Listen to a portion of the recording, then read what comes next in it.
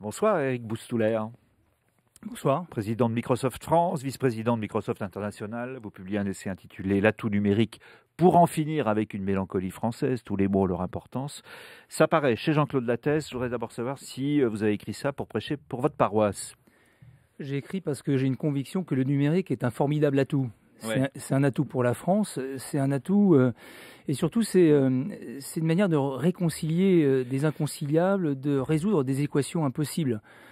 Par exemple, le global et le local, l'équilibre entre la vie familiale et la vie professionnelle, la performance et le bien-être. C'est l'intérêt de votre livre, je vous arrête là, parce qu'il y a effectivement des choses qui parlent à tout le monde dans le livre. Vous dites par exemple, vous décrivez des parents qui regardent leur ado évidemment branché sur Internet comme s'il allait se transformer en plante verte. C'est ça que vous appelez la mélancolie française, enfin, c'est cette espèce de prudence, de méfiance vis-à-vis du numérique? Oui, de défiance et du reste, on regarde souvent les choses, le verre à moitié vide. La réalité, c'est qu'il y a beaucoup de choses positives avec le numérique et en particulier pour ces jeunes qui ont pris le numérique de manière beaucoup plus positive, optimiste et sont des jeunes en action. Donc ils ne sont pas passifs de l'ordinateur, mais ils sont vraiment engagés, mobilisés. Et du reste, c'est aussi grâce au numérique qu'on a développé les liens. On a toujours l'impression qu'on peut vivre dans l'isolement et le cloisonnement. En fait, c'est une fausse idée. La réalité, c'est que quand on est sur Internet, on va plus au cinéma, 2 fois plus, 3 fois plus au théâtre. C'est pas l'autisme, quoi. Pas du tout, au contraire. Et donc, c'est aussi un des objectifs de ce livre, c'est à travers mes expériences, mes rencontres, 25 ans dans ce secteur, mais surtout des rencontres des gens de tous les jours. Eh bien, j'ai vu au contraire que le numérique était un fabuleux atout. Vous mettez en cause la mélancolie française, mais on pourrait vous reprocher de pécher un peu par optimisme, hein, parce qu'à vous entendre, le net est une solution contre l'exclusion, le net est la panacée pour la formation, le net c'est le nec plus ultra pour l'intelligence collective. C'est peut-être quand même un peu plus compliqué que ça. Si vous voulez, il n'y a pas d'angélisme, mais j'ai voulu aussi enlever toutes les angoisses. Et je le vois à travers des exemples. Quelques exemples, si vous me permettez. C'est cette classe de CP qui, grâce à son instituteur, tweet sur Internet. Et cette rédaction n'est plus la rédaction d'une personne ou de 30, mais la rédaction pour des centaines de milliers de followers sur Twitter, qui leur a permis de corriger leur orthographe et surtout d'être complètement stimulés. Ils sont motivés grâce à l'Internet. C'est aussi l'expérience de Sumatra Mitra, qui est un professeur indien et qui a simplement inventé une nouvelle expérience en Inde, dans un quartier, un bidonville de Delhi.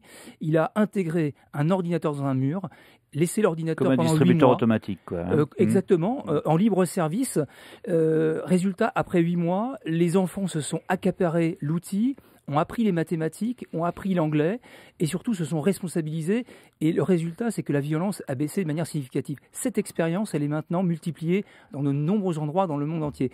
Quelques exemples qui montrent que l'Internet permet d'impliquer, permet également de responsabiliser. Vous voyez, c'est que des exemples très très positifs. Ouais, alors il ne faut pas faire d'angélisme, vous l'avez dit aussi. Alors, mais quand même, si on s'interroge sur cette espèce de méfiance qu'a la France, cette mélancolie, comme vous dites, est-ce qu'on n'est pas face finalement à la posture générale, parce qu'on ne la trouve pas que en parlant du numérique, de ce pays qui est un peu vieux, un peu nostalgique, un peu conservateur, et qui aurait tort de l'être. C'est ça la thèse de votre bouquin?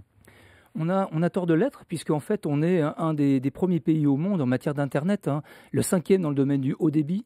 C'est un exemple, mais surtout, alors on n'a pas les gros diamants comme Facebook, Microsoft ou Apple. Mais en même temps, j'écoutais un de vos collègues à la radio récemment qui disait, et c'était au moment d'écrire ce livre, qui parlait du collier de perles. Effectivement, on a de nombreuses perles dans le domaine de l'Internet. De Ubisoft à Cegid, en passant par Thales, Capgemini, Steria et autres, Deezer, Dailymotion, bref, de nombreuses pépites que j'appellerais des lionceaux qui peuvent devenir des lions ou des lionnes. Alors vous en citez quelques-uns, c'est vrai. Ce qui me frappe, moi, c'est que il y a beaucoup de petites entreprises, de start-up en particulier, mais quand on les regarde un peu évoluer, on se rend compte que leurs créateurs, nos Steve Jobs à nous, nos Zuckerberg à nous, ils sont quand même très pressés de vendre. Et puis d'aller vivre dans un paradis fiscal ou de se reposer, quoi. Alors, je pense que ça, c'est regarder les choses d'une certaine manière. Laissez-moi changer votre prisme. Il y a des exemples. D'abord, il n'y a pas d'exemple comme cela uniquement en France.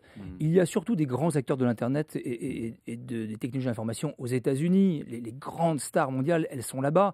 Elles sont peu en Allemagne, pas en Angleterre. Et donc, la France n'est pas très différente des autres pays par rapport aux États-Unis. Mais nos entrepreneurs, encore une fois, je crois qu'ils ont montré et démontré qu'ils étaient capables d'être des grands niveaux mondiaux.